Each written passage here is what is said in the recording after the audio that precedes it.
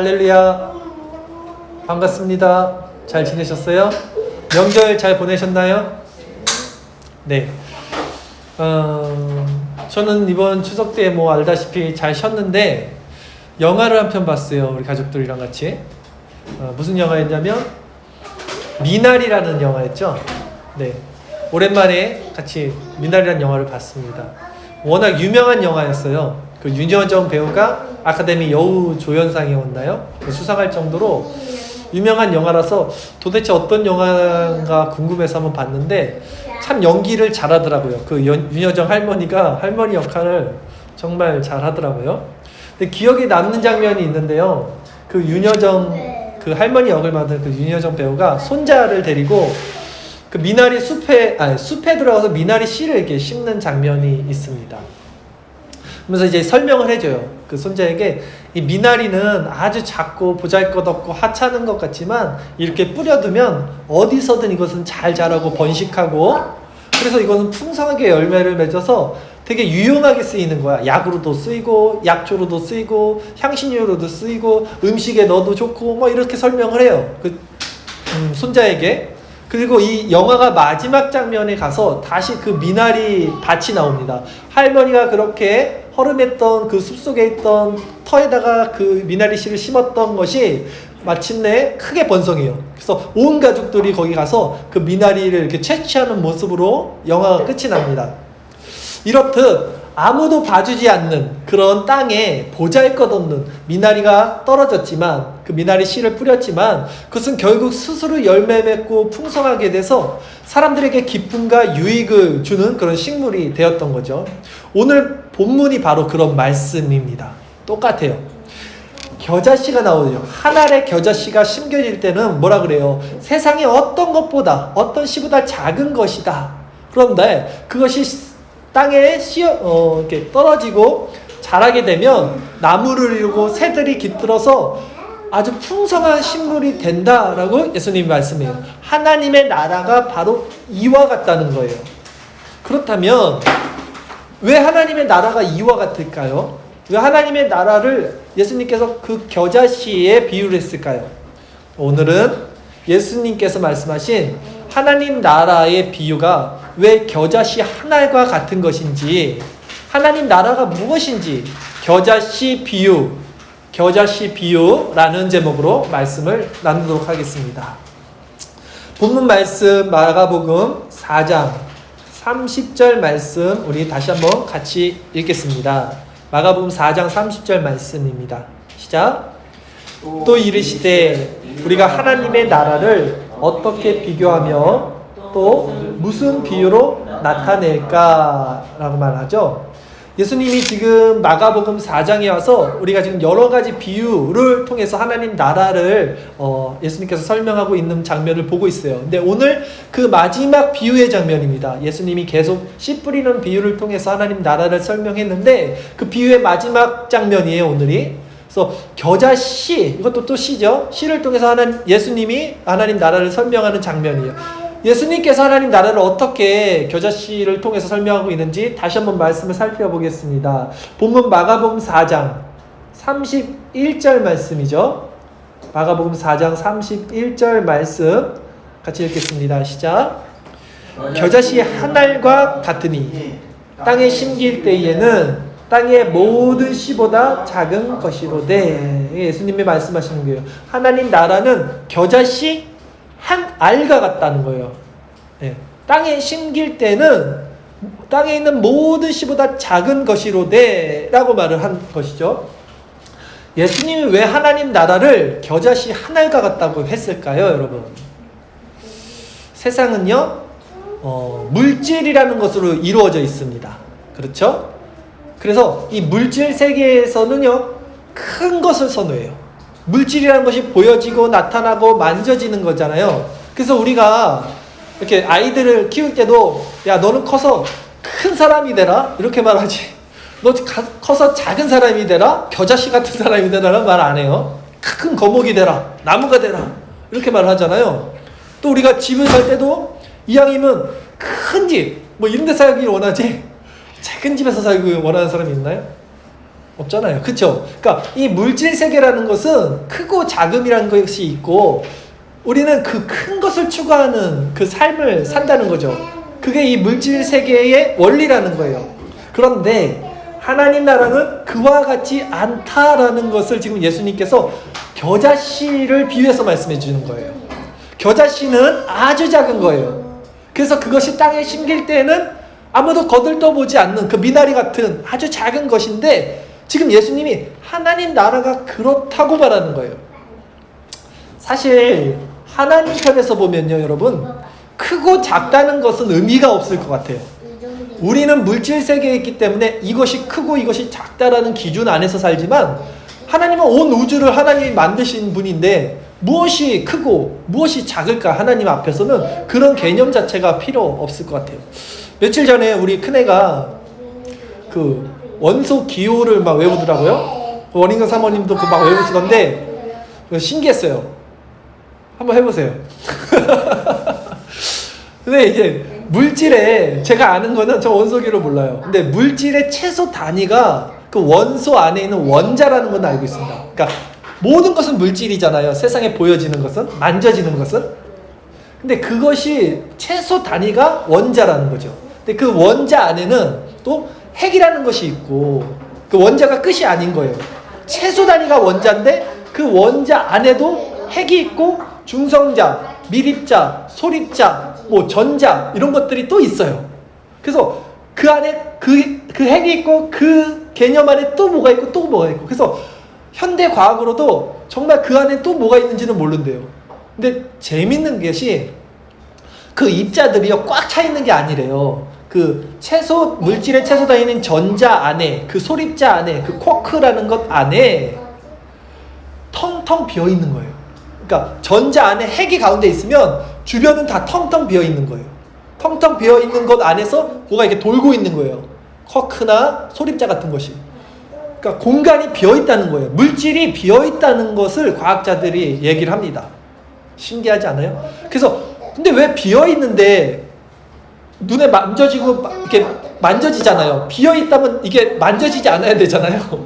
통과돼야 되는데 다 만져지잖아요. 왜 그러냐면 비어 있는 것이 그냥 비어 있는 것이 아니라 오늘 아침에 우리 주빈이랑 제가 장난감으로 좀 놀았는데 자석놀이를 좀 했는데 주빈이가 이거 이렇게 안 붙어 이렇게 붙어 이렇게 되는 게 뭐냐면 S극 N극은 안 붙잖아요. 밀어내잖아요 자석이.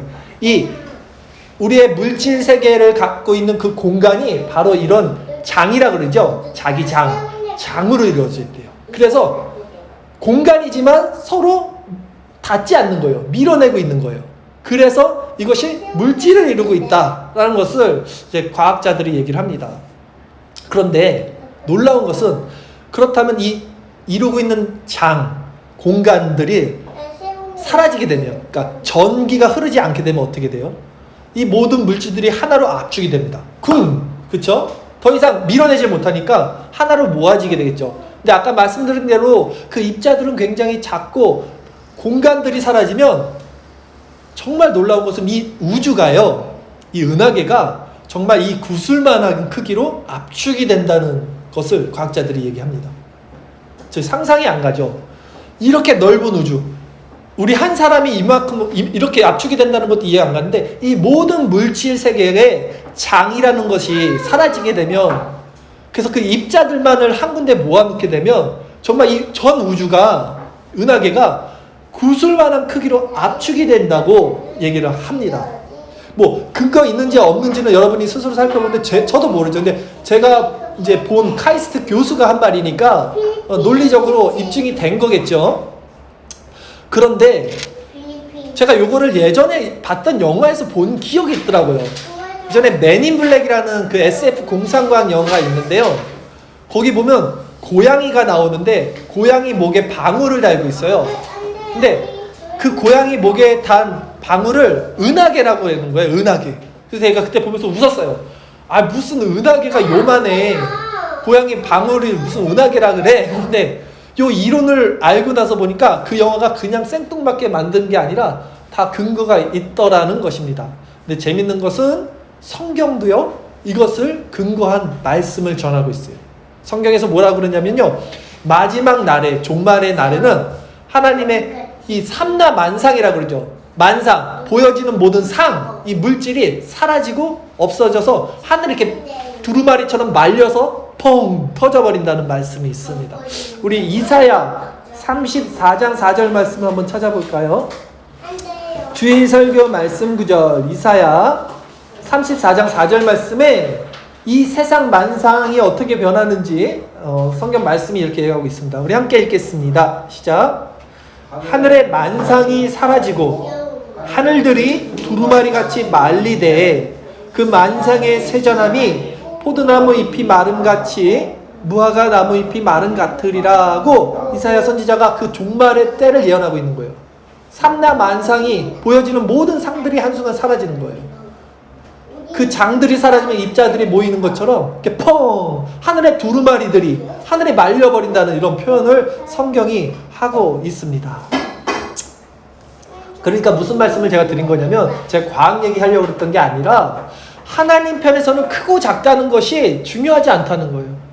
우리가 물질 세계 안에 있기 때문에 크고 작음을 나누는 거지 하나님의 관점, 하나님의 기준에서 볼 때는 우주를 만드신 이가 뭐가 크고 뭐가 작겠어요. 그 겨자씨 같은 작은 것에서도 하나님은 온 우주를 창조하실 수 있다는 말씀이고 이 큰 우주도 하나님에게는 아무것도 아닌 겨자씨와도 같다는 의미를 제가 설명하기 위해서 이렇게 과학 얘기를 잠깐 드린 거예요. 그런데 이것이 세상과는 반대되는 개념이라는 것을 여러분은 포인트로 알고 계셔야 돼요. 세상은요 물질로 이루어졌기 때문에 이 물질 세계 속에서 살고 있는 우리들은 계속해서 우리가 인정하지 않든 이렇게 크고 작은 것을 자꾸 기준을 나눕니다. 그래서 큰 걸 좋아한다니까요. 물질적으로 살기 때문에. 그러나 하나님의 나라는 물질 세계 안에 이 원리 안에 있지 않아요. 그러니까 우리가 이 사실을 정확히 알게 되면 이 하나님의 원리, 이 세상의 원리인 물질 세계가 아닌 하나님 나라의 그 겨자씨의 원리를 알게 되면요 우리가 세상을 바라보는 시각도, 우리가 사람을 바라보는 시각도, 우리가 우리 자신을 바라보는 시각도, 우리가 우주를 바라보는 시각도 다 달라져요. 그렇죠? 불교에서도 철학자들도 이런 얘기를 해요. 사실은 색즉 시공, 공즉 시색이라는 말 들어보셨나요? 이게 불교 용어인데 색, 보이는 것은 공, 없는 거야. 그리고 사실 공, 없는 것은 색, 있는 거야. 그러니까 눈에 보이는 것은 없는 거야, 사실. 그건 존재하지 않는 거야, 이것은. 장이야. 사라져버리는 거야. 성경도 보이는 것은 나타난 것으로 말미암은 것이 아니다 라고 말하는 거예요. 부분적으로도 세상의 철학이나 종교나 불교에서도 이런 진리에 대한 조그만 이해가 있었던 거죠. 근데 그런 참된 진리는 이제 말씀 가운데 분명하게 드러나는데 여러분이 아무리 작은 지금 겨자씨와 같은 자들이라도 하나님은 그 여러분 안에서 그 겨자씨와 같은 것 안에서 온 우주를 창조하시고 하나님 나라를 만들어 가실 수 있다는 분임을 여러분이 아셔야 된다는 거예요. 그것을 인정하시고 그것을 믿으셔야 된다는 거예요. 우리는 그 전지전능하다고 그러잖아요. 전지 모든 것을 아시고 전능 모든 것을 하실 수 있는 것이 하나님이시라고 우리가 말을 하잖아요. 전지전능한 하나님의 이 능력을 우리의 물질 세계 안에 축소시키고 그 기준에서 우리가 바라보아서는 안 된다는 말씀을 드리는 겁니다. 그래서 성경은요 하나님 나라를 뭐라 그러냐면 하나님 나라는 물질 세계가 아니야. 보이는 것이 아니고 나타나지는 것이 아니야. 하나님 나라는 너희 안에서 이루어지는 것이다 라고 말해요. 이 개념을 한번 살펴보겠습니다. 누가복음 17장 20절 21절 말씀인데요. 오늘 주일설교 말씀 구절 누가복음 17장 20절 21절 말씀 같이 읽겠습니다. 시작. 바리새인들이 하나님의 나라가 어느 때에 임하니까 묻거늘 예수께서 대답하여 이르시되 하나님의 나라는 볼 수 있게 임하는 것이 아니요 또 여기 있다 저기 있다고도 못하리니 하나님의 나라는 너희 안에 있느니라. 아멘. 하나님의 나라는 볼 수 있게 임하는 것이 아니라 그래요. 보여지는 것은 나타난 것으로 말미암은 것이 아닙니다. 하나님의 나라는 너희 안에 있다는 거예요. 우주보다 큰 하나님의 나라가 겨자씨와 같은 우리 마음 안에도 존재할 수 있다라고 하나님이 말씀하시는 거예요. 그래서 예수님은 본문에서 겨자씨 하나를 통해서 이루어지는 하나님 나라를 지금 비유해 주시는 거예요. 이스라엘 사람들은요, 대대로 메시아 사상이라는 것이 있었어요. 메시아 사상은 뭐냐면 우리의 구원자가 오셔서, 그래서 이스라엘의 압제 속에 있었어요. 다른 나라들의 침략을 받는 그런 아주 억압된 우리들을 이 고통에서 해방시켜주고, 그 하나님의 나라가 도래가 되면 그 다윗의 왕조가 다시 한번 이 현세 가운데, 이 세상 가운데 세워져서 우리가 모든 세상을 통치하는 그런 선민들, 하나님의 백성들이 될 것이야. 이것이 이스라엘 사람들이 갖고 있는 메시아 사상이거든요. 지금도 이 사람들은 이것을 기다리고 있는 거예요. 예수님이 오셨잖아요. 근데 유대인들은 아직도 그 메시아가 와서 세상을 통치할 거다. 현세적인 세상을. 그걸 기다리는 것이 유대교예요. 그 유대인들은 아직도 메시아를 기다리는 거예요. 즉, 그들은 현세적이고 물질적이고 이 땅 가운데 임하는 하나님 나라를 지금도 기다리는데, 예수님이 오셔서 전한 하나님 나라는 그런 것이 아니야 라는 거예요. 이런 물질적인 것이 아니야. 오히려 그것과는 정반대야 라고 말씀하시는 거예요. 예수님이 전하신 하나님의 나라는 뭐예요? 하나님의 성령이 우리 마음에 이렇게 계셔서 우리를 통치하시는 상태. 그래서 우리 마음이 어떻게 변하냐면 하나님의 의와 평강과 희락으로 내 마음이 바뀌는 상태를 하나님의 나라다라고 말해요. 예수님께서 하시는 말씀이에요. 그런데 이렇게 말을 하니까 사람들이 못 알아들었어요. 유대인들이. 무슨 소리 하는 거야? 눈에 보여야지. 큰 게 좋은 건데 무슨 겨자씨 같이 보이지도 않는 것이 하나님의 나라래? 어떻게 우리 마음속에 하나님의 나라가 들어온다 그래? 유대인들이 이해를 못한 것은 그들뿐만이 아니라 오늘날 이렇게 말씀을 전해도 알아듣지 못하는 사람들도 비일비재하고 동일합니다. 똑같아요. 시대를 초월해서. 그러나 예수님이 말한 그 하나님 나라가 무엇인지 우리가 다시 한번 말씀을 통해서 살펴보겠습니다. 로마서 14장 17절 말씀입니다. 로마서 주일설교 말씀 구절 14장 17절 말씀 우리 한번 같이 큰 소리로 읽겠습니다. 시작. 하나님의 나라는 먹는 것과 마시는 것이 아니요 오직 성령 안에 있는 의와 평강과 희락이라. 아멘. 성경이 지금 뭐라고 말합니까? 로마서에 바울이 얘기하는 거예요. 하나님의 나라는 먹는 것과 마시는 것, 이 물질 세계에 있는 것이 아니라 오직 성령 안에 있는 의와 평강과 희락이다라고 이제 말씀하는 거예요, 성경이. 자, 그렇다면 여러분, 성령 안에 있는 의와 희락과 평강이 뭘까요, 여러분? 이걸 알아야 되잖아요. 이걸 알아야지 하나님 나라를 아는 거잖아요. 근데 여기서 포인트는요, 의와 평강과 희락이 아닙니다. 하나님 나라를 알기 위해서는 성령 안에 있는 이거예요. 오직 성령 안에 있는, 이 성령 안에 있다는 것이 포인트예요. 왜냐하면 우리가 성령 안에 있을 때 의와 화평과 희락이 무엇인지를 알게 돼요. 성령 안에 없다면 의, 희락, 기쁨, 평강, 편하다는 건가? 우리 물질 세계의 기준으로 그것을 판단하게 되겠죠. 우리가 아는 수준의 평강, 우리가 아는 수준의 기쁨, 그게 아니죠. 어떻게 하나님의 나라가 우리가 생각하는 그 수준의 기쁨과 평안이겠습니까? 그래서 여기서 중요한 것은 먼저는 성령 안에 있어야 되는 거예요. 성령 안에 있는 의와 평강과 희락이라고 그러잖아요. 오직 성령 안에 있는, 오직 성령이 아니면 깨달아질 수 없다는 것입니다. 쉽게 말해서 여러분, 기도해 보세요. 기도 많이 하시잖아요. 우리 기도하시죠? 아멘을 하십시오. 알겠어요. 판단하지 말라고 하시는데 기도 많이 하시잖아요. 성령께서 기도할 때 우리 마음 어떻게 변해집니까? 우리 마음밭이 환해지는 걸 느끼시잖아요. 그렇죠? 잠시라도 우리가 기도에 충만해지면 어떤 현상이 일어나냐면 의와 평강과 희락이 뭔지를 조금은 맛보는 상태가 돼요. 우리가 기도를 충만하게 하면 그렇게 우리 마음밭이 변하잖아요. 그 하나님의 주권이 지속적으로, 근데 우리는 그 잠시예요. 기도 안 하고 또 세속적으로 살면 언제 그랬냐는 듯이 세상적 마인드와 그 가치관이 우리를 막 침투합니다. 그런데 그 기도 중에 느꼈던 그 잠시 그 맛봤던 그 하나님의 평강과 희락과 그 은혜가 지속적으로 여러분 안에서 일어나고 그 하나님의 성령의 주권이 다스리는 상태가 되는 것이 하나님의 나라라는 거예요. 이렇게 이해하시면 돼요. 그래서 하나님이 쉬지 말고 기도하라 라고 말씀하는 거예요, 사실.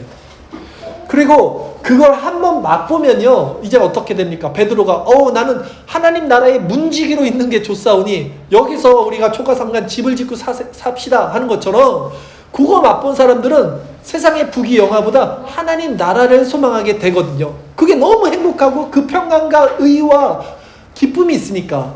그래서 기도하는 사람들이 더 기도하는 거예요. 그 맛을 보니까 기도가 하나님 이거 해주세요, 나 이거 치료해주세요, 우리 자식 못 되게 해주세요, 그거 아니에요.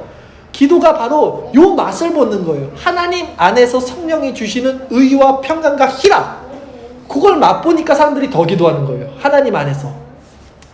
그러니 여러분, 하나님 나라를 너무 멀리서 찾으시면 안 돼요. 야, 죽어서 가는 그 어떤 나라라는 개념으로 찾으시면 안 됩니다. 하나님 나라는 여러분 안에 있어요. 성령이 우리 안에서 우리 마음을 다스리시고 통치하시는 상태가 바로 하나님 나라라고 예수님이 말씀을 하시는 거예요. 그러니 세상 사람들이 이렇게 볼 때는요, 우리처럼 이렇게 신앙생활하고 이렇게 지금 예배드리고 이렇게 우리가 기도하는 그런 모습이 미련해 보이고 작아 보이는 거예요. 뭐 기도하면 떡이 나와, 뭐가 나와, 교회에서 하면 뭐가 나와? 왜냐하면 그들을 이해하지 못하는 것은 그들은 물질 세계에 있기 때문에, 물질 세계에 속해 있기 때문에 하나님 나라를 볼 수 없는 거예요. 오직 성령 안에라고 그랬잖아요, 예수님이. 다시 말해서 그들은 기도가 뭔지 모르는 거예요. 기도하라 그러면 그냥 내가 구해야지, 나 필요한 거, 이렇게 생각하는 걸 기도라고 생각하잖아요. 그러니까 성령의 역사를 모르는 거예요. 그 비밀은 오직 하나님의 백성들인 성도들에게만 주어져요. 어떻게 주어져요? 성령을 통해서 은혜의 방편으로 주어집니다. 은혜의 방편은 뭐예요? 말씀과 기도입니다, 오직. 그래서 기도하라 그러는 거예요. 그래서 말씀을 듣는 거예요, 지금. 말씀을 들어야지 내가 기도해야겠다라는 마음이 들잖아요. 그래서 은혜의 방편이 말씀과 기도예요. 이것밖에 없는 거예요, 우리가. 그리고 우리 안에 이루어지는 하나님의 나라는요, 이제 우리 안에서 이루어지면 이것은 이렇게 끝나지 않고요, 반드시 밖으로 드러나서 이제 나타나 보여집니다. 마치 겨자씨가 자라면 큰 나무를 이루고 또 새들이 와서 깃든다는 것처럼, 하나님 나라가 우리 마음속에 의와 평강과 희락으로 있게 된 사람들은 바깥으로 이것이 드러나서 표출된다는 사실을 아셔야 돼요. 기도 많이 하시는 분들 옆에 가면요, 좋아요. 그냥 그 영적인 분위기에 휩싸이지 않습니까? 그냥 은혜가 넘쳐요. 그리스도의 향기가 넘칩니다. 그 성령 충만하신 분들이 계시잖아요. 그 옆에 가면 그냥 은혜가 뚝뚝뚝 거저 우리도 은혜를 받아요. 그런 영적인 동화가 일어납니다. 그것이 바로 본문에서 씨가 심긴 후에 이게 자라면 모든 풀보다 커서 새들이 와서 깃든다는 거예요. 오라뉴, 그 하늘의 새들, 이방 모든 세계 만방들의 복음이 전파되는데, 그것이 바로 어디서 시작된다고요? 우리 마음속에서 하나님 나라가 형성되면 자연스럽게 흘러나와서 사람들에게, 이방인들에게도 그것이 느껴질 수 있다는 거예요. 영적인 흐름이 넘쳐난다는 것입니다. 하나님의 나라는 우리 안에서 보이지 않게 그렇게 작은 겨자씨처럼 처음에는 임하지만, 그것은 반드시 물질 세계, 이 세상 가운데 인지될 수 있는, 누구나 인지할 수 있는 모습의 형태로 나타나게 된다는 말씀입니다. 그래서 교회의 순수성과 거룩성이 그래서 중요한 거예요. 제가 가장 중요하게 생각하는 부분이 이 부분입니다. 교회의 거룩성과 순수성. 왜냐하면 여기 우리 안에 지금 하나님 나라가 임해야지만, 성령으로 통해서 내가 의와 희락과 기쁨이 무엇인지, 평강이 무엇인지 알아야지만, 세상 사람들이 지금 이곳에 이 교회 안에 들어와서도 그들이 영적인 의와 평강과 희락을 느낄 수 있다는 거예요. 누구를 통해서? 우리를 통해서. 우리의 나물이 모든 새들이 깃드는 것처럼. 그래서 교회의 거룩성과 순수성이 중요하다고 얘기하는 거예요. 교회는요, 여러분, 세상에 그것을 보여줘야 되는 거예요. 그것을. 그런데 우리가 성령의 통치를 받지 못하고 있으면요, 교회나 세상이나 똑같이 되겠죠. 물질적인 것에 얽매여 사는 가치관을 갖고 있겠죠. 세속적이고 그런 물질적인 현세적인 존재들이 된다는 거예요. 그리고 그것을 감추려고 나는 교회야, 근데 속은 어때요? 하나님 나라가 있는 게 아니라 물질의 세계가 우리를 다스리고 있어요. 근데 나는 교회야. 나는 성도야. 그러면 어떻게 되는지 압니까? 꾸며요. 어딜 꾸밉니까? 외적인 거. 외형적인 거. 넥타이 매고 거룩하게 하고 머리 무스 바르고 말 정작 이제는 말 멋있게 하고 막 이런 거 있잖아요. 꾸미는 거라니까요. 교회를 꾸며요. 여기 들어오면 뭔가 분위기가 좋아야 돼. 아, 이게 무슨 집이야 교회야? 이게 아니라 뭔가 거룩하게 느낌이 와야 돼. 내적으로 이게 열매 맺지 못한 사람들은 이걸 감춰야 되니까 이것으로 꾸민다고요. 여러분, 이게 로만 카톨릭이에요. 그래서 로만 카톨릭 성당이 그렇게 으리으리하고 멋있는 겁니다. 그 안에 들어가면 그냥 경건해져요. 숙연해져요. 그 압도되는 스케일에 그 파이프 오르가 막 빰빠밤 막 치고 막 그 뭐 그냥 막 멋있잖아요. 그냥 경건해진다니까요. 근데 그게 아니라는 거예요. 그게 내 안에서 경건해져서 이게 바깥으로 경건이 나가야 되는데 요 바깥에서 경건한 것으로 요 안에 걸 감추려고 하는 게 그게 잘못됐다는 거예요, 여러분. 제가 개척을 했잖아요, 지금. 그리고 1년이 다 돼가고 지금 이제 목회를 지금 이제 목사 안수를 받고 시작하는 이유가 지금 여러분 이거예요. 그러니까 저 사람은 왜 개척을 했을까? 저 사람은 왜 목회를 했을까? 저 이제 누군가 저에게 물어보면 저는 당당하게 이거 하나예요. 말할 수 있어요. 이 하나님의 나라, 지금 제가 말씀드린 이 하나님의 내적인 이 나라가 이 나라를 교회 안에 이루고 싶은 거예요. 교회 안에서. 그래서 누구나 이곳에 이렇게 들어왔을 때 우리 교회 이 예배당 안에 들어왔을 때 이곳에서 하나님의 통치와 성령의 역사하심이 우리 성도들, 우리들의 모습을 통해서 그들에게 자연스럽게 전해지고 흘러가게 하는 그 모습을 보여주고 싶은 거예요. 그 사랑의 공동체를 이루고 싶은 것이 제가 개척을 하고 제가 목회를 하는 이유예요. 왜? 저 월급 많이 주고 뭐 그렇게 부교육자로 생활하면 저도 편하죠. 근데 그 교회 안에서는 그걸 이룰 수가 없더라고요. 그래서 개척을 한 겁니다. 저는 이런 교회를 원하고 목회를 하는 거예요, 여러분. 그리고 이것은 어떻게 이루어져요? 여러분과 제가 이루어야 되는 거예요. 여기 꾸미자는 얘기가 아니라 내 안에 성령이 다스리는 의와 평강과 희락의 세계가 무엇인지를 알게 될 때에 이것이 나물이 넘쳐서 새들이 깃드는 그런 큰 열매가 될 수 있다라는 말씀을 드리는 겁니다. 지금 우리의 모습이 여러분 어떻습니까? 겨자씨 하나가 같지 않습니까? 별 볼 일 없지 않습니까? 너무나 작고 초라해 보일 수 있습니다. 그러나 하나님의 관점에서는요, 그것은 아무 문제가 되지 않아요. 아까도 말씀드렸죠? 하나님은 뭐 우주를 창조하시는 분인데 하나님 안에서 작고 크다는 것은 개념이 필요가 없습니다. 그러니 여러분, 우리도 우리 자신의 기준과 우리 자신의 시선으로 우리 자신을 바라봐서는 안 됩니다. 여러분, 마귀는 우리를 정죄해요. 야, 너 같은 것이 어떻게 하나님의 자녀야? 너 같은 것이 그러고도 성도야? 네가 목사가 된다고? 네가 그 가르친다고? 네 안에 그 죄가 있는데 너 지금 뻔하게 그 잘못하고 네 생각 가운데 그 잘못된 생각이 있는 거 내가 아는데 거룩한 척하고 있네. 요거 마귀가 주는 생각입니다. 네가 그러고도 교회냐? 그러나 중요한 것은 하나님의 마음 가운데 그분이 우리를 어떻게 바라보시고 있는가예요. 우리가 우리를 어떻게 판단하고 있는가가 중요한 게 아닙니다. 그분의 마음 가운데 우리가 있는가 없는가, 그게 중요해요. 그 기준은 우리가 아니라 하나님이라는 거예요, 여러분. 다시 말씀드리지만 하나님은요, 그리스도를 통해서 여러분을 바라보세요.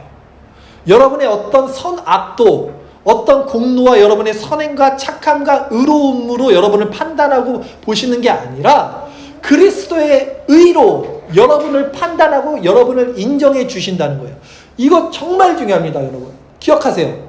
그러니까 여러분이 아무리 작은 겨자씨와 같은 자라도 여러분 안에 어떠한 그 수많은 죄가 있더라도 그 안에 그리스도의 숨결, 그리스도의 의, 그리스도의 보혈, 그리스도의 공로가 들어가 있는 시라면 하나님은 그것을 통해서 모든 풀보다도 큰 가지를 내어 공중의 새들이 깃들 수 있는 커다란 열매를 만들어 내실 수 있는 분이라는 거예요.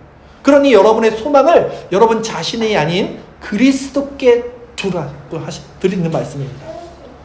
다시 한번 말씀 또 드리지만 여러분의 모습이, 여러분의 믿음이, 여러분의 지금 행색이 저한테 얘기하는 거예요. 저도 너무 작아 보이고 너무 연약해 보이고 너무 믿음 없어 보인다 할지라도 하나님 입장에서는 그것이 중요한 게 아닙니다.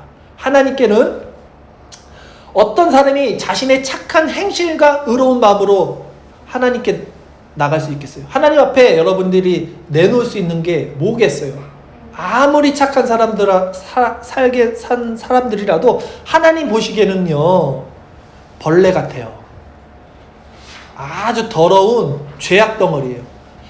아무리 깨끗하게 산 사람이 그것을 갖다 내도 하나님 보시기에는 그래요. 율법의 99개를 다 지켜도 한 가지를 어긴 사람은 100가지를 다 어긴 거라고 성경이 말해요. 우리는 죄인일 뿐입니다. 그러니까 중요한 것은 여러분이 그리스도 안에 있는가 없는가. 다시 말해서 지금 여러분 마음에 그리스도의 영인 성령이 여러분을 통치하고 있는가. 다시 말해서 여러분이 성령의 통치를 받기 원하는가 원하지 않는가의 모든 답이 달려 있습니다. 여러분의 구원도, 여러분 안에 하나님의 나라가 임해서 의와 평강과 희락이 지금 정말로 실제적으로 임하는 그것도 우리가 지금 성령의 통치에 내 자신의 모든 것을 귀속시키고 있는지, 성령의 통치에 전적으로 여러분들의 마음을 수용해서 받아들이고 있는지 여기에 달려 있는 거예요. 그러니 여러분 내면에 스스로 한번 물어보세요. 제발 말씀을 표피적으로 교훈적으로 받아들이지 말고 저 강도사가 왜 저렇게 맨날 핏대 세우고 저렇게 막 어지럽다 그러면서도 설교를 하는지, 무슨 말씀을 드리는지를 말씀을 한번 여러분 안에 자신에 적용해 보세요. 여러분 내면에게 물어보세요. 정말 실질적으로 물질 세계에 속해 있는 여러분 내면에게 그 하나님의 성령의 통치를 진짜 여러분이 받고 싶어 하시는지, 여러분의 내면이. 우리 교회 이름이 뭐예요? 나비교회잖아요. 자꾸 나비교회라고 하니까 여러분들이 막 그렇게 비웃고 나방교회라고 하지 그래? 이상한 소리를 하시는데 나비의 교회 이게 의미가 엄청 좋아요. 여러분 진짜 몰라서 그러시는, 몰라서 여러분들이. 자, 나비교회 두 가지 뜻이, 가장 중요한 뜻이 뭐였죠? 나, 비, 없을 비. 나는 아니다, nothing. 나는 없다는 거예요. 네. 그래서 목사들이 검은 가운을 입는다 그랬죠? 죄라는 거예요. 아무것도 없는 거예요. 나는 없다. 그게 나비예요. 그 다음에 두 번째 의미 뭐예요? 나비, 진짜 헐헐 날아다니는 거. 애벌레가 나비가 되듯 우리가 이 땅 가운데 이렇게 더럽고 추악하고 작은 애벌레 같은 모습이지만 우리는 여기서 끝나는 것이 아니라 죽으면 어떻게 됩니까? 애벌레가 나비가 되듯 우리도 부활한다. 이게 예수님이 전하는 두 가지예요. 자기 부정과 부활신앙. 이거밖에 없어요. 기독교 핵심은. 그래서 제가 나비교회라고 이름을 지은 거예요. 그리고 또 세 가지 의미가 더 있어요. 5가지 의미라고 그랬잖아요. 한 가지는 또 뭐냐면 나비라는 것이 히브리어로 선지자예요. 선지자. 말씀이 선포되는 거. 나비. 우리는 말씀을 선포하는 거예요. 하나님의 말씀을. 또 내비게이션 아시잖아요. 내비게이션에서 내비가 나비예요. 뭡니까? 내비게이션 지도잖아요. 말씀이 하나님의 지도야. 하나님 나라의 나침판이야. 내비게이션이야. 그겁니다. 그리고 마지막 5번째 의미가 나비 효과라고 여러분 아세요? 저 중국 북경에서 작은 나비가 이렇게 날개짓을 할 때 그 지구 건너편에 있는 뉴욕에서 그 허리케인이 일어날 수 있다는 이론을 그 미국 기상학자가 낸 그 학설입니다. 이게 나비 효과거든요. 비록 우리가 신앙생활하는 이 모습이, 지금 우리가 여기 모여있는 요 작은 모습, 그리고 우리가 우리 스스로를 봤을 때도 야, 내가 정말 성도일까? 나는 요 겨자씨와 같은 작은 나비의 날개짓과 같은 이 작은 우리의 신앙의 모습이 우리는 그렇게 보일지 몰라요. 우리는 우리 스스로를 그렇게 판단할지 몰라요. 그러나 다시 말해 세상 기준에서는 우리가 작게 보인다 할지라도 세상 저편에 있는 하나님 나라에서는 우리의 지금 이 모습이 태풍을 몰고 오는 그 복음의 능력으로 이루어진다는 사실을 제가 내포하고 있는 거예요. 저는 이것을 분명히 믿습니다. 그래서 저는요, 100명의 세속적인 교인들이 여기 모여도 물론 좋겠지만 많이 모이면 다다 있어 좋은 거죠. 그러나 한 명이라도 정말 중생받고 회심을 통해서 지금 제가 전하는 말씀에 맞습니다. 전인이 변화된 그 한 사람, 물질 세계에 속하지 않고 정말 하나님 나라의 내세를 구하는 그 종말론적 신앙과 자기 부정과 부활 신앙을 갖고 있는 그 신앙인을 갖고 있는 그 사람, 성령이 임재해서 성령이 그에게 의와 평강과 희락으로 임재하는 하나님 나라를 느끼는 그 사람이 함께 모여서 맞아요, 박수치고 예수님 하나면 나는 충분합니다 라는 그 교회를 세우기 원하는 거예요. 저는. 왜냐하면 그 한 사람이 그 숱한 세속적인 100사람보다 더 능력이 있다는 것을 저는 알고 있기 때문입니다. 그렇게 하나님의 주권 안에 성령의 통치를 받은 한 사람이 모인 교회가 바로 천국이 되는 거잖아요. 천국의 모형이잖아요. 그것이. 그리고 하나님이요, 이 땅에 그 교회를 세우시기를 너무나 간절히 원하신다는 것을 저는 알고 있어요. 저는 어렸을 때부터 알았어요. 이것을. 하나님이 어떤 교회를 세우고 싶어 하시는지. 그걸 알기 때문에 제가 교회를 하는 거예요. 그래서 세상 사람들이 우리를 봐도 새가 깃들듯이 그렇게 풍성한 형태로 나타나지 되는 거. 저는 그런 교회가 우리 교회가 되기를 원합니다. 하나님의 기쁨이 되길 원해요. 네, 여러분 나비교회라고 앞으로 비웃을 거예요? 비우지 마세요. 자, 이것이 세상과 다른 방법으로 하나님께서 그분의 나라를 세우시고 일하시는 방법이자 원리라는 겁니다. 그래서 예수님이 하나님의 나라는 마치 겨자씨 하나가 같다라고 오늘 본문을 통해서 말씀하시는 거예요. 이렇듯 하나님 나라의 원리는요, 세상의 원리와 반대되어 세상은 물질적인 것, 큰 것에 초점을 두는 반면 하나님의 나라는 영적인 것, 작은 것에 기준을 두는 이유에 대해서, 그럼 왜 그렇게 합니까? 하나님, 그냥 큰 게 좋잖아요. 솔직히 그냥 물질적인 것대로 그냥 우리가 교회도 크게 해주시고 막 복도 막 부어주셔서 돈도 많게 해주시고 좋잖아요. 왜 그렇게 안 합니까? 그거에 대한 성경의 답이 있습니다. 왜 하나님이 나라는 그렇게 작아야 되고 그렇게 비굴해야 되고 나약해야 되고 약해야 되고 그래야 되는지에 대해서 성경이 이렇게 얘기해요. 우리 고린도전서 1장 27절에서 29절까지 말씀입니다. 그 원리에 대해서 잠시만요. 고린도전서 1장 27절에서 29절까지 말씀인데요. 예, 같이 한번 읽어볼까요? 시작. 그러나 하나님께서 세상에 미련한 것들을 택하사 지혜 있는 자들을 부끄럽게 하려 하시고 세상에 약한 것들을 택하사 강한 것들을 부끄럽게 하려 하시며 하나님께서 세상에 천한 것들과 멸시받는 것들과 없는 것들을 택하사 있는 것들을 폐하려 하시나니 이는 아무 육체라도 하나님 앞에서 자랑하지 못하게 하려 하심이라 라고 말하는 거예요. 하나님 왜 이렇게 작은 것으로 교회를 세우고 하나님이 물질적인 것에 반대되는 것으로 이렇게 하나님이 나라를 세워가냐면 없는 것을 통하여 있는 것들을 부끄럽게 하시려고. 야, 너네들 이 물질 세계, 이 사단이 장악하고 있는 그 큰 것 좋아하는 그거? 아니야. 내가 너희들을 이 겨자씨와 같은 것으로 부끄럽게 만들 거야 했어요. 그리고 결론적으로 왜 그렇게 하시냐면 아무 육체라도 누구도 하나님 앞에 뭐요? 자랑하지 못하게 하려 하심이라는 거예요. 야, 내가 잘나서 이렇게 교회를 세우는 거야. 내가 말했어 얼마나 잘해. 내가 믿음이 이 정도야. 나 권사야. 이거 하지 못하게 하려고. 예?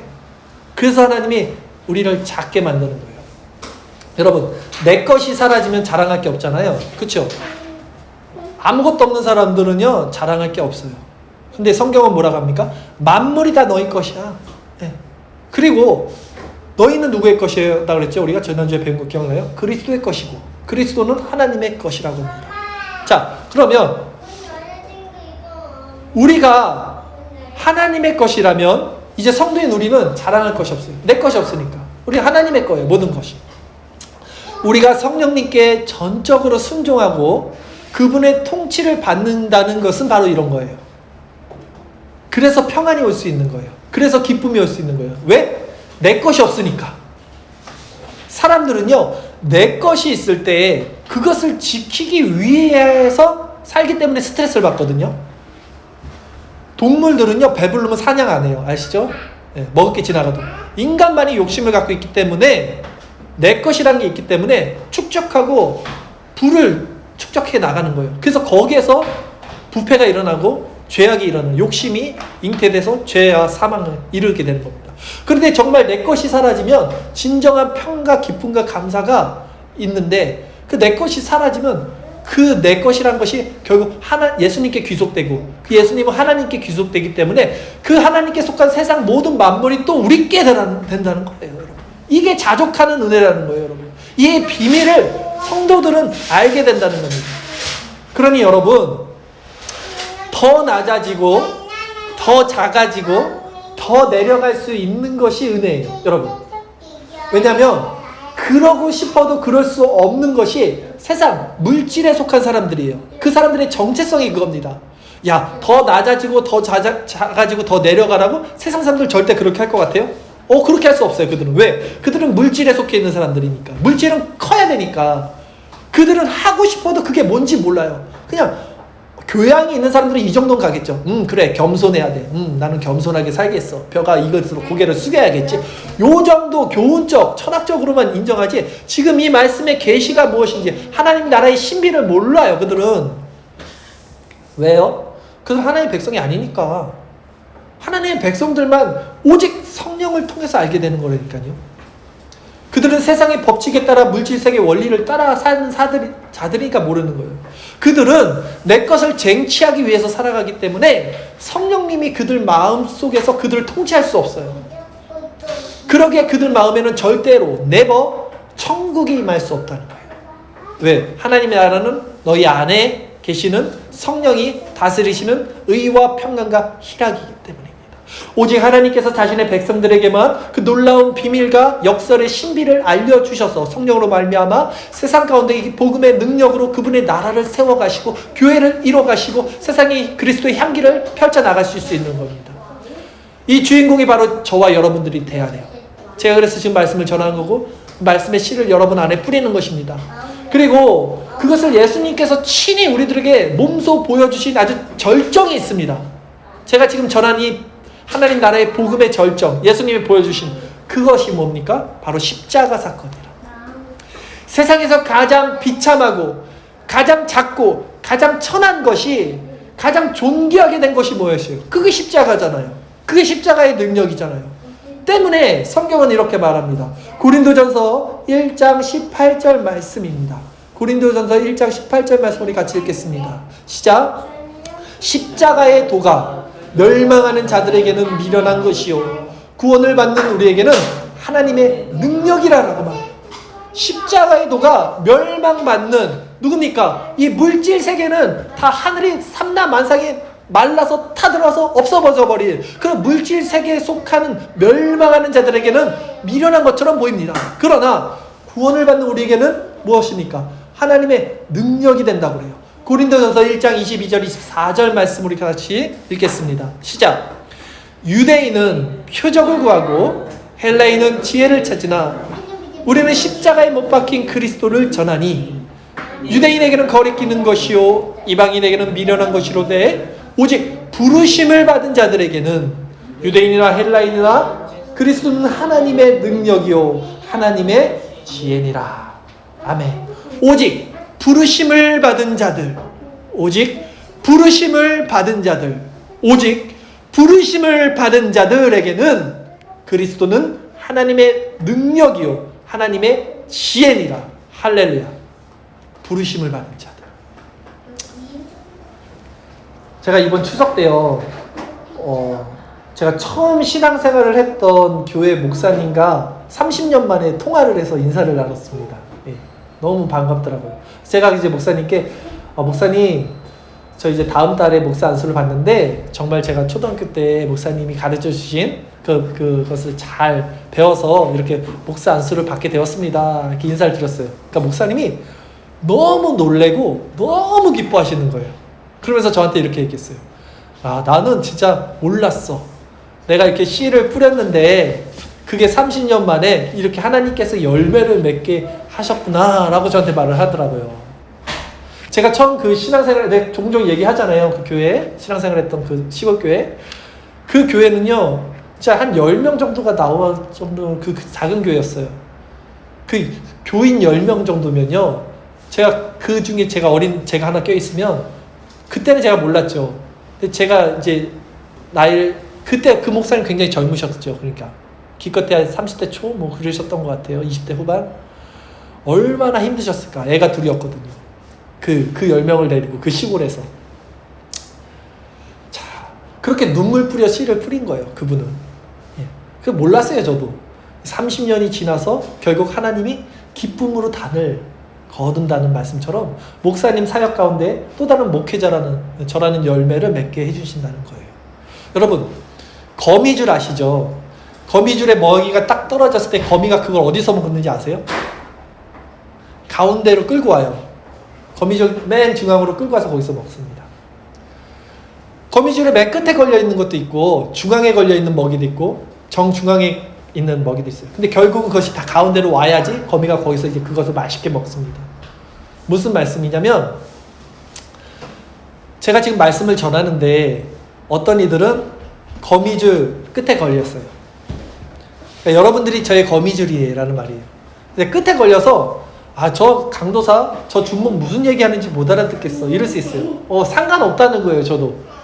왜? 우리는 말씀을 뿌리고 씨를 뿌리는데 하나님이 열매를 맺으시는 거잖아요. 하나님이 자라게 하시는 거잖아요. 여러분 안에서 성령으로.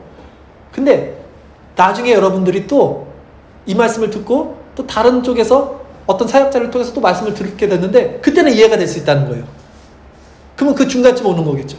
또 하나님이 다른 사역자를 통해서 또 다른 방법을 통해서 여러분에게 또 말씀을 해서 결국은 그 거미줄 끝에 있던 사람도 조금씩 와서 그 하나님의 은혜 가운데 그 정중앙에 그 복음의 능력 그 깨닫게 알게 되는 일이 있다는 겁니다. 네.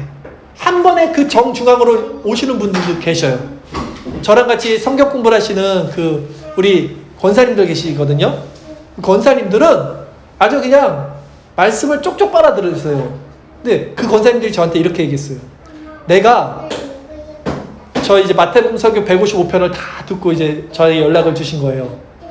내가 이 설교를 처음 들었으면 나는 아마 못 믿었을 거야. 이 말씀을 이해를 못했을 거야. 왜냐면 그분들도 복음주의권 안에서 그냥 일반 기성교회에서 평생을 신앙생활 하셨던 모태신앙이기 때문에 나는 인정 안 했을 거야. 그런데 그분들이 그 전에 어떤 사역자를 통해서 이 말씀을 듣고 막 흥분했던 거예요. 싫었던 거예요. 근데 또 다른 분을 통해서 이 말씀을 듣고 그것이 뭐지? 저 하나님 나라가 뭐지? 물질 세계? 막 이렇게 헷갈리면서도 말씀을 들어왔던 거예요. 그런데 그 마지막에 제가 또 이렇게 거미줄에 걸리신 거예요. 그러니까 이제 말씀을 쪽쪽 빨아 들으신다는 겁니다. 그 말씀을 드리는 거예요. 그러니까 여러분들도 저도 이제는 편안해요. 제가 한동안은 약간 그런 게 있었거든요. 어떻게 하든 여러분들을 중앙까지 끌고 와서 이걸 해야겠다는 막 그게 있었는데 그게 아니더라고요. 그냥 우리는 말씀을 뿌리는 그 역할만 충실하게 하면 돼요. 저는 잘하게 하고 열매 맺게 하는 것은 하나님이고 여러분이 제때에 이 교회 안에서 그것이 이루지 못한들 뭔 상관이에요. 우리 교회가 이렇게 있다 망하더라도 망하진 않겠죠. 하나님의 교회니까 뭔 상관이에요. 뿌리면 그 시골교회 목사님이 그거 어떻게 알았겠습니까? 그 10명 안 되는 그 중에 그 꼬마애기 하나가 이렇게 30년이 돼서 그 열매를 맺어서 목회자가 될지를 하나님이 하시는 거예요. 그래서 여러분을 절대 판단하지 않고 여러분도 스스로를 판단하지 마시고 하나님이 이루실 그 능력과 주권을 여러분은 바라보십시오. 네. 그 말씀을 드리고 싶었던 거예요. 자, 결론적으로 말씀을 정리할게요. 이제 여러분, 그리스도인들은 세상의 기준과 가치, 이 물질 세계를 따라 사는 사람들이 아닙니다. 세상 기준과 가치에 우리의 시선과 우리의 마음을 두지 마십시오. 하나님의 나라는 먹는 것과 입는 것에 있는 것이 아닙니다. 하나님의 나라는 보이는 것과 큰 것에 있는 것이 아닙니다. 하나님의 나라는 오직 성령 안에 있는 의와 평강과 희락이라고 했습니다. 그러니 여러분 스스로도 여러분 자신을 판단하지 마시고 여러분 자신을 정죄하지 마십시오. 우리의 기준이 되어야 되는 것은 우리 자신이 아니라 그리스도입니다. 하나님은 그리스도를 통해 우리를 판단하시고 우리를 인정해 주십니다. 그러니 오늘도 세상 사람들에게는 미련한 것처럼 보이는 우리의 이런 모습이 하나님에게는 능력이 되고 지혜가 되는 그 그리스도를 우리는 붙들어야 되는 것입니다. 그분의 성령께 괜찮아요. 우리의 주권을 맡기시기를 간구하세요. 여러분, 요거에 중심을 두세요. 지금 여러분 내면에 여러분이 질문을 하세요. 정말 내가 성령의 인도하심을 순종하기를 원하는가? 내가 아니면 아직도 여전히 이런 표피적인, 이런 물질적인, 이런 가시적인 세상의 가치관을 따라 살기를 원하는가? 입으로 떠드는 거는 백날 소용없어요. 여러분 관념으로, 머릿속으로 하나님을 믿는다는 것은 아무 상관없어요. 여러분이 실질적으로 마음의 변화가 일어나지 않으면 천국 모르는 거예요. 천국을 모른다는 것은 천국 못 가는 거예요. 구원받지 못하는 거예요. 그 질문을 스스로 하셔야 돼요. 아프더라도 객관적으로 스스로를 통찰하고 관찰하는 마음이 여러분 안에 있어야 된다는 것입니다. 그러나 여러분, 지금 여러분의 마음이 작고 아주 약하고 내가 정말 구원받을 수 있을까? 라는 이런 두려움이 있다면 여러분의 모습이 그렇게 보이지 않는 아주 작은 겨자씨 하나가 같다면 오히려 그것으로 하나님을 더 의지할 수 있는 것에 기뻐하고 감사하세요.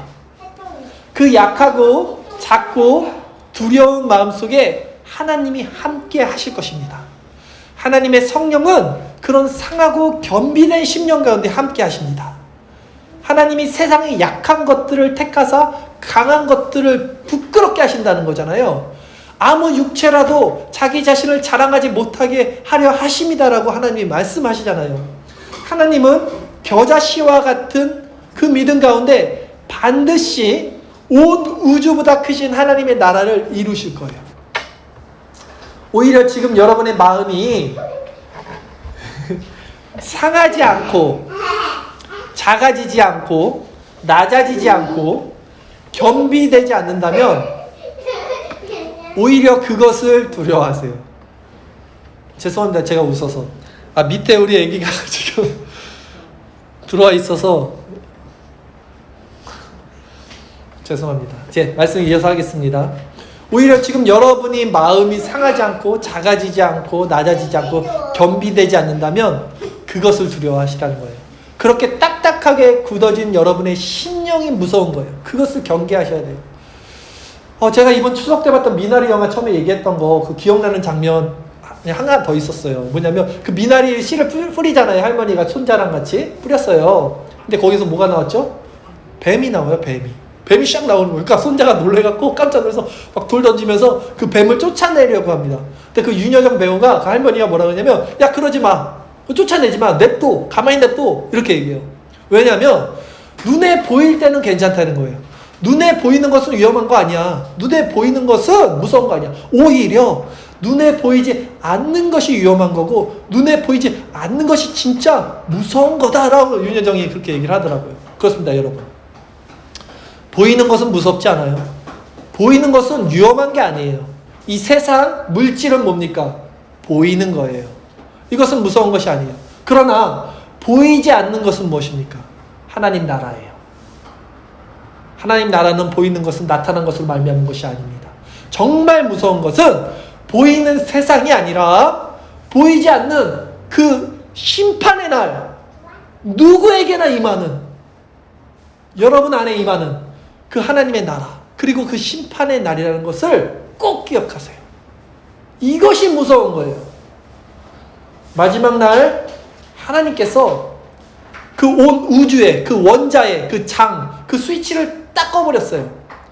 모든 장들이 그 전기가 딱 사라지는 순간 온 세상도 삼라만상이 두루마리처럼 말려서 한순간 펑 하고 사라질 겁니다.